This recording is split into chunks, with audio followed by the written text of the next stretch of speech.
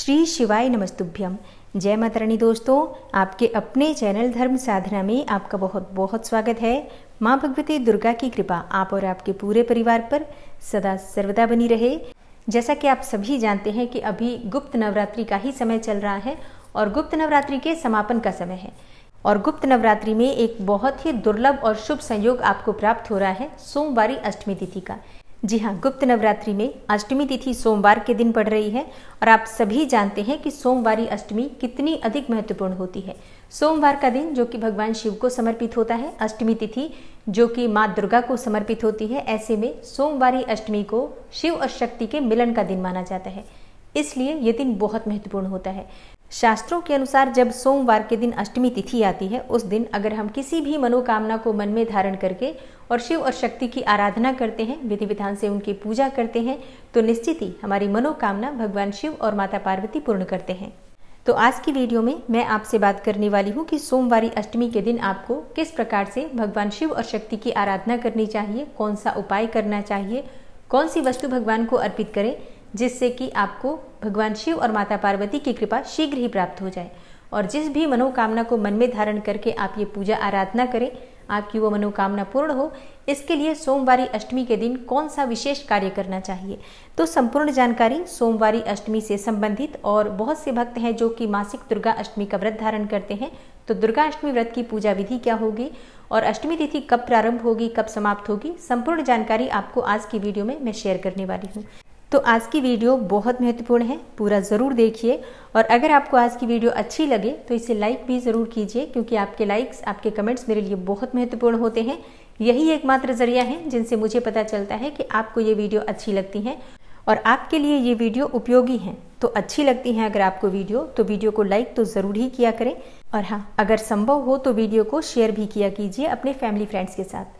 और comment box में माता रानी के नाम का जयकारा भी ज़रूर लगाइए, इससे आपको सकारात्मक ऊर्जा की प्राप्ति होती है। और अगर आपका कोई भी सुझाव हो, कोई भी प्रश्न हो या कोई भी विशेष वीडियो देखना चाहते हैं, तो इसके लिए भी कमेंट बॉक्स में ज़रूर लिखें। और चैनल पर पहली बार आए हैं, अगर अभी तक आपने चैनल को सब्सक्राइब नहीं किया है, तो आज की वीडियो अगर आपको अच्छी लगे तो चैनल को सब्सक्राइब करके बेल आइकन को ज़रूर प्रेस कर लीजिए। इससे ये होगा कि इस चैनल पर जो भी नई वीडियो अपलोड होंगी उनकी नोटिफिकेशन आपको सही समय पर प्राप्त होगी। बात करते हैं सबसे पहले अष्टमी तिथि के शुभ मुहूर्त के बारे में। देखिए, अष्टमी तिथि प्रारंभ हो जाएगी 25 जून को रात्रि 12:25 पर और समाप्त होगी 26 जून को देर रात्रि 2:05 पर। तो सूर्योदय कालीन तिथि के अनुसार 26 जून को यानी कि सोमवार के दिन अष्टमी तिथि मनाई जाएगी। जो भक्त दुर्गाष्टमी का व्रत धारण करते हैं, मासिक दुर्गाष्टमी का, वो सोमवार के दिन व्रत धारण करेंगे। बहुत से भक्त हैं जो कि नवरात्रि में, मतलब गुप्त नवरात्रि में व्रत धारण कर रहे हैं। तो अगर आपके यहाँ अष्टमी मनाई जाती है तो आप अष्टमी तिथि के दिन कन्या पूजन कर सकते हैं। और हाँ, कन्या पूजन किस प्रकार से करना चाहिए या नहीं करना चाहिए, इसकी जानकारी मैं आपको पिछली वीडियो में दे चुकी हूँ, तो आप उसे ज़रूर देख लीजिए। और जिन भक्तों के यहाँ नौमी तिथि के दिन कन्या पूजन किया जाता है, वो 27 जून 2023 को कन्या पूजन, हवन और नवरात्रि का विसर्जन करेंगे। तो ये जानकारी मैं आपको पिछली वीडियो में दे चुकी हूँ, आप उस वीडियो को ज़रूर देखिए। जो भक्त गुप्त नवरात्रि कर रहे हैं उन्हें समापन किस प्रकार से करना है उसकी जानकारी के लिए वीडियो अपलोड हो चुकी है। और अब जैसे कि बहुत से भक्तों के प्रश्न आए हैं कि मासिक दुर्गा अष्टमी का हम व्रत धारण करना चाहते हैं या करते हैं, तो किस प्रकार से पूजा आराधना करें, व्रत के नियम क्या होते हैं, ये भी हमें ज़रूर बताइए। तो देखिए, मासिक दुर्गा अष्टमी का अगर आप व्रत धारण करते हैं या फिर व्रत शुरू करना चाहते हैं, तो सुबह जल्दी उठ जाइए, सूर्योदय से पहले उठकर स्नान इत्यादि से निवृत्त होकर साफ स्वच्छ वस्त्र धारण कर लीजिए। और हाँ, माँ दुर्गा की पूजा करते हैं तो प्रयास कीजिए कि आज आप लाल रंग के वस्त्र धारण करें। सौभाग्यवती महिलाएं विशेषकर आज लाल रंग के वस्त्र धारण करके माँ दुर्गा की आराधना करें, उनकी पूजा करें। व्रत धारण करें या ना करें, पर माँ दुर्गा की पूजा आज के दिन अवश्य करें। तो सबसे पहले आपको स्नान करके भगवान सूर्यदेव को जल अर्पित करना है। उसके बाद अपने घर के मंदिर में आ जाइए। घर के मंदिर में एक शुद्ध घी का दीपक प्रज्वलित कर लीजिए और शुद्ध आसन डालकर बैठ जाइए। पूजा की सभी सामग्री एकत्र करके पहले से ही रख दीजिए। माँ दुर्गा की पूजा में विशेष क्या सामग्री चाहिए होती है आपको, देखिए, माँ दुर्गा को लाल पुष्प बहुत प्रिय है, तो लाल पुष्प जरूर होना चाहिए। अपनी इच्छा के अनुसार जो भी ऋतु फल आपके पास उपलब्ध होते हैं, भोग के लिए आप रख सकते हैं। केला अवश्य रखें। अष्टमी तिथि है तो नारियल जरूर होना चाहिए, जो जटा वाला नारियल होता है पूजा वाला, वो जरूर रखें। और हाँ, नारियल के ऊपर जल से छींटे देकर उस पर स्वास्तिक बना लीजिए रोली से, और उसके ऊपर आप चाहे तो कलावा लपेट सकते हैं या फिर चुन्नी लपेट सकते हैं। और हाँ, माँ महागौरी को प्रिय है सफ़ेद मिठाई। दूध से बनी हुई मिठाइयाँ माँ को अत्यंत प्रिय है। आप चाहे तो चने, हलवा और पूड़ी आज अष्टमी तिथि के दिन बनाई जाती है, आप चाहे तो बना सकते हैं या फिर बाद में भी बनाकर अर्पित कर सकते हैं। जैसे कि सुबह सुबह आप पूजा कर लीजिए, बाद में बना लीजिए भोग और बाद में अर्पित कर दीजिए। लेकिन फल और मिठाई अपनी इच्छा के अनुसार ज़रूर रखिए थोड़ा बहुत, क्योंकि जब हम पूजा करते हैं उस समय भी भोग अर्पित किया जाता है। बहुत कुछ नहीं है तो आप मिश्री अर्पित कर सकते हैं, शक्कर अर्पित कर सकते हैं या फिर बताशे का भोग भी लगा सकते हैं। और अब देखिए, आप चाहें तो अलग से चौकी लगाकर और फिर माँ की पूजा कर सकते हैं। लेकिन अगर आप चौकी नहीं भी लगाते हैं तो घर के मंदिर में जहाँ पर माँ दुर्गा विराजित हैं वहीं पर उनकी पूजा कर सकते हैं। तो सबसे पहले, जैसे कि अष्टमी तिथि पर मासिक दुर्गा अष्टमी का अगर आप व्रत धारण कर रहे हैं तो कलश की स्थापना अत्यंत आवश्यक है। एक जल के पात्र को भरकर रखिए। उस जल के पात्र में आप चाहें तो एक सिक्का डाल सकते हैं, सुपारी डाल सकते हैं, लौंग इलायची डाल सकते हैं और इसके बाद पान के पत्ते या पंच पल्लव रखकर उसी के ऊपर नारियल की स्थापना कर दीजिए। देखिए, अगर आप कलश की स्थापना नहीं करना चाहते हैं तो भी जल का पात्र तो आपको घर के मंदिर में रखना ही होगा। तो आप चाहें तो कलश की स्थापना कर सकते हैं, उसी के ऊपर नारियल अवश्य आज चढ़ाया जाता है माँ को, तो आप नारियल रखेंगे ही, तो आप इससे अच्छा होगा कि कलश की स्थापना कर लीजिए। विधि विधान से जब हम कलश की स्थापना करके पूजा करते हैं तो उस पूजा का फल हमें बहुत अधिक प्राप्त होता है। तो प्रयास कीजिए कलश की स्थापना कर लें, ना कर पाए तो भी कोई बात नहीं, जल का पात्र घर के मंदिर में होना अवश्य चाहिए। इसके बाद, जैसे अगर आप व्रत धारण करते हैं तो व्रत का संकल्प ले लीजिए कि आज आप मासिक दुर्गाष्टमी का व्रत धारण कर रहे हैं या आज से शुरू कर रहे हैं। और अगर आप किसी विशेष मनोकामना से मासिक दुर्गा अष्टमी का व्रत धारण कर रहे हैं या गुप्त नवरात्रि की अष्टमी का व्रत धारण कर रहे हैं तो माँ से अपनी मनोकामना कहिए, उनसे पूर्ण करने के लिए प्रार्थना कीजिए। व्रत में, पूजा पाठ में जाने अनजाने कोई भूल चूक हो जाती है, उसके लिए क्षमा प्रार्थना कर लीजिए। आपका व्रत, आपकी पूजा माँ स्वीकार करें, इस प्रकार से प्रार्थना कीजिए। अब आपका व्रत प्रारंभ हो जाता है। आपके हाथ में जो सामग्री है माँ के चरणों में अर्पित कर दीजिए। अब सबसे पहले आपको भगवान गणपति का पूजन करना है, तो धूप दीप दिखाकर, पीला पुष्प अर्पित करके, जनेऊ अर्पित करके पंचोपचार विधि से भगवान गणेश का पूजन कर लीजिए। उसके बाद माँ दुर्गा की विधि विधान से पूजा कर लीजिए। अगर आपके पास विग्रह है तो आप उनका अभिषेक कर सकते हैं, फोटो है तो फोटो की भी पूजा कर सकते हैं। तो पूरे विधि विधान से माँ दुर्गा और भगवान गणेश की विधि विधान से पूजा कर लीजिए और आपके पास जो भी सामग्री है एक एक करके माँ दुर्गा को अर्पित कीजिए। धूप, दीप, नैवेद्य, अक्षत, पुष्प इत्यादि सभी चीजें माँ को अर्पित कीजिए, भोग लगाइए। उसके बाद माँ की आरती कीजिए। कपूर और लौंग से माँ की आरती की जाती है, मतलब एक कपूर की टिकिया रखिए, 2 लौंग रख दीजिए फूल वाली और इसे प्रज्वलित करके माँ की आरती कर लीजिए। और हाँ, पूजा करते समय माँ के मंत्रों का जप करते रहिए। आप चाहें तो ओम दुंग दुर्गाय नमः इस मंत्र का जप कर सकते हैं या फिर नवार्ण मंत्र का जप कर सकते हैं, दुर्गा चालीसा, विंध्याचली चालीसा। और हाँ, इसके अलावा जैसे कि आज दुर्गा अष्टमी का व्रत भी है तो आप चाहें तो दुर्गा सप्तशती का पाठ कर सकते हैं। पूरे अध्याय, मतलब 1 से लेकर 13 अध्याय के पाठ कर सकते हैं या फिर सिर्फ चतुर्थ अध्याय और 11वें अध्याय का पाठ कर लीजिए। ये सर्वोत्तम माना जाता है। तो आपके पास जितना समय हो उसके अनुसार माँ के मंत्रों का जप कीजिए, पाठ कीजिए। आज का पूरा दिन माँ दुर्गा को समर्पित कीजिए। और हाँ, दुर्गा अष्टमी के व्रत में दिन में आप फलाहार कर सकते हैं, मतलब कोई सा भी फल खा सकते हैं, जूस पी सकते हैं, फलों का रस पी सकते हैं। अपनी सुविधा के अनुसार आप फलाहार के द्वारा और जलाहार के द्वारा व्रत धारण कर सकते हैं। वैसे बहुत से भक्त हैं जो कि दुर्गा अष्टमी का व्रत निर्जल भी धारण करते हैं। तो भक्तों की अपनी श्रद्धा होती है, अपनी शारीरिक क्षमता होती है, कुछ विशेष मनोकामना से भक्त अपनी इच्छा के अनुसार नियम तय करते हैं। और फिर शाम के समय माँ की फिर से विधि विधान से पूजा आराधना करने के बाद मीठा भोजन आप चाहें तो कर सकते हैं। शाम को माँ को आप हलवा पूड़ी का भोग लगा सकते हैं, चावल की खीर बनाकर माँ को भोग अर्पित कर सकते हैं, मखाने की खीर बनाकर अर्पित कर सकते हैं। मतलब देखिए, जैसी भी आपके पास उपलब्धता हो उसके अनुसार आप भोग अर्पित करें। और फिर शाम के समय माँ को जो भोग अर्पित करते हैं प्रसाद स्वरूप परिवार के सभी सदस्य वितरित करके ग्रहण कर सकते हैं। उसके बाद आप चाहें तो स्वयं भी अपना व्रत खोल सकते हैं, व्रत का पारण कर सकते हैं मीठा भोजन करके। शाम के समय मीठा भोजन ही किया जाता है।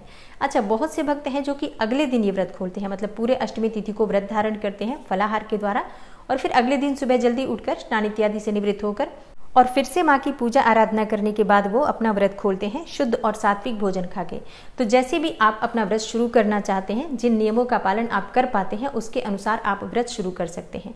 या फिर अगर आप व्रत पहले से करते आ रहे हैं तो जिन नियमों के द्वारा आप व्रत कर रहे हैं उसी प्रकार से आप आगे भी व्रत करेंगे। और हाँ, बहुत से भक्तों के प्रश्न आए हैं कि दुर्गा अष्टमी के व्रत कितनी संख्या में करना चाहिए। देखिए, दुर्गा अष्टमी का व्रत आप चाहें तो पूरे 1 वर्ष तक कर सकते हैं या अपनी इच्छा के अनुसार आप अधिक से अधिक संख्या में भी कर सकते हैं, लेकिन कम से कम ऐसा कहा जाता है कि 1 साल तक तो ज़रूर करना चाहिए। मतलब इस दुर्गाष्टमी पर अगर आप शुरू कर रहे हैं तो इसी दुर्गाष्टमी पर आकर आप फिर से उद्यापन कर सकते हैं। वैसे आप चाहें तो 5 या 7 की संख्या में भी कर सकते हैं, मतलब जैसी आपकी इच्छा हो आप संकल्प लेकर ये व्रत शुरू कर लीजिए। और जैसे कि इस बार सोमवारी अष्टमी तिथि है तो बहुत महत्वपूर्ण है, क्योंकि गुप्त नवरात्रि में है, अष्टमी तिथि सोमवार के दिन है, तो दुगना लाभ आपको प्राप्त होगा आज के दिन संयुक्त रूप से शिव और शक्ति की आराधना करने का।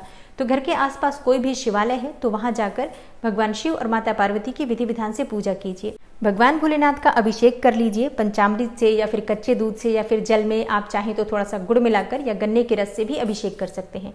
तो अपने पास जो भी सामर्थ्य हो उसके अनुसार भगवान शिव का जलाभिषेक कर लीजिए। उसके बाद धूप दीप नैवेद्य अक्षत पुष्प इत्यादि सभी चीजें भगवान शिव को अर्पित कीजिए। बिल्वपत्र भांग धतूरा ये शिव को अत्यंत प्रिय है, तो अगर आपके पास बिल्वपत्र हैं अधिक संख्या में है, मतलब 11 की संख्या में है, 21 की संख्या में है, तो सभी पत्तों पर राम राम राम लिखिए और एक एक पत्ता भगवान शिव का नाम लेते हुए ओम नमः शिवाय इस मंत्र के द्वारा शिवलिंग पर अर्पित कीजिए। अंतिम पत्ता जब आपके पास बच जाता है तो उस पत्ते में आप 1 रुपये का सिक्का, थोड़े से सफ़ेद पुष्प और थोड़ा सा अक्षत एक साथ रख लीजिए, अपने हाथ में रखिए और भगवान शिव का ध्यान कीजिए, माता पार्वती का ध्यान कीजिए, शिव और शक्ति के अर्धनारीश्वर स्वरूप का मन में ध्यान कीजिए, जिसमें शिव और शक्ति दोनों एक साथ विराजित हों। और फिर एक मंत्र है जिसका आपको जप करना है, नमामि शमीशान निर्वाण रूपम विभुम व्यापकम ब्रह्म वेद स्वरूपम। ये मंत्र अगर आप पढ़ पाते हैं, मतलब अगर आपको शिव रुद्राष्टक का पाठ आता है तो आप शिव रुद्राष्टक का पाठ कर सकते हैं, नहीं आता है तो ऐसे में नमः शिवाय या ओम नमः शिवाय इस मंत्र का कम से कम 5 मिनट 7 मिनट जप कीजिए। अपने हाथ में बिल्वपत्र अक्षत और पुष्प लिए हुए ही आपको पाठ करना है 5 से 7 मिनट तक। और ध्यान रखिए मन में ऐसा आपके भाव होना चाहिए कि आपके सामने शिव और शक्ति दोनों साक्षात विराजित हैं और उनके सामने आप ये पाठ कर रहे हैं, उनके सामने आप मंत्रों का जप कर रहे हैं। और जब आप मंत्र जप कर लेते हैं उसके बाद भगवान शिव और माता पार्वती का ध्यान करके और उनसे अपने मन की कामना कहिए। आपकी जो भी मनोकामना है या जो भी परेशानियां हैं, मतलब जितनी भी आपकी परेशानियां हैं, अपनी सभी परेशानियां मन ही मन भगवान शिव से कह डालिए। और हाँ, बिल्कुल समर्पित भाव से, बिल्कुल आर्त भाव से आपको भगवान शिव का ध्यान करके अपनी परेशानियां कहनी है। फिर आपको भगवान से प्रार्थना करना है कि हे भगवान भोलेनाथ, जाने अनजाने मुझसे, मेरे परिवार से कोई भी भूल कभी भी किसी भी जन्म में हुई हो, मैं नहीं जानता या मैं नहीं जानती, पर आप सर्वज्ञ हैं, आप सब जानते हैं। आप मेरे समस्त पापों को, समस्त दुर्गुणों को और समस्त गलतियों को क्षमा करके और मुझ पर कृपा कीजिए। हे भोलेनाथ, हे शिव शक्ति, मुझ पर कृपा कीजिए, मेरे सब पापों का हरण करके और मुझे भक्ति प्रदान कीजिए। इस प्रकार से अपने भाव भगवान भोलेनाथ को आप व्यक्त कीजिए। अब देखिए, आप सिर्फ भक्ति ही मांगिए। अगर आपको भक्ति मिल जाती है तो ये मान लीजिए कि आपके जीवन में कोई भी परेशानी बच नहीं जाएगी। तो भगवान से निष्काम भाव से उनसे प्रार्थना करके अपने लिए भक्ति की मांग कीजिए। अगर आपको भगवान शिव की कृपा से भक्ति मिल जाती है तो बाकी सभी चीज़ें स्वयं ही पूर्ण हो जाती हैं, हर प्रकार की कामना पूर्ण हो जाती है, जीवन में सभी प्रकार के सुखों की भी प्राप्ति होती है और मनोवांछित फल की भी प्राप्ति होती है। तो आज का ये उपाय कर लीजिए, निश्चित ही आपको लाभ होगा। मन को एक सुकून मिलता है इस उपाय को करने से। और जब हम निष्काम भाव से कोई भी पूजा करते हैं तो मन में जो शांति मिलती है वो किसी भी बड़ी से बड़ी इच्छा की पूर्ति से भी ज़्यादा सुख और सुकून देने वाली होती है। इसलिए निष्काम भाव से पूजा कीजिए और अपने जीवन में परिवर्तन का अनुभव कीजिए। और ये उपाय कल आप सुबह भी कर सकते हैं, चाहे तो शाम को भी कर सकते हैं। पूरे दिन की अष्टमी तिथि है तो सुबह और शाम किसी भी समय किया जा सकता है। शाम को करते हैं तो प्रदोष काल का वही समय होता है, संध्या काल का समय आप उस समय कर सकते हैं।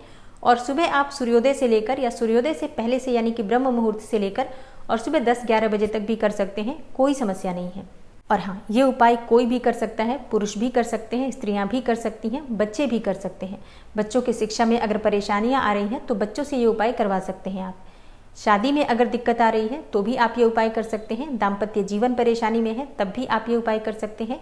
संतान की प्राप्ति की कामना है, शीघ्र विवाह की कामना है, मनोवांछित जीवन साथी की कामना है या फिर अपार धन संपदा की कामना है, मतलब दुर्लभ से दुर्लभ मनोकामना भी इस उपाय से पूर्ण हो जाती है अगर आप ये उपाय कर लेते हैं तो। लेकिन बहुत से भक्तों का यहाँ प्रश्न आने वाला है कि अगर हमारे पास एक ही बिल्वपत्र हो तब हम क्या करें? तब आप एक ही बिल्वपत्र से ये उपाय कर सकते हैं। अच्छा हाँ, बहुत से भक्तों के प्रश्न आएंगे कि बिल्वपत्र है ही नहीं, तब क्या करें? तब ऐसे में आप एक पान का पत्ता ले लीजिए। पान के पत्ते पर अक्षत और आप एक सिक्का रख लीजिए और उससे भी आप ये उपाय कर सकते हैं। देखिए, श्रद्धा से आप जो भी चीज़ भगवान शिव को समर्पित करते हैं, भगवान शिव स्वीकार करते हैं।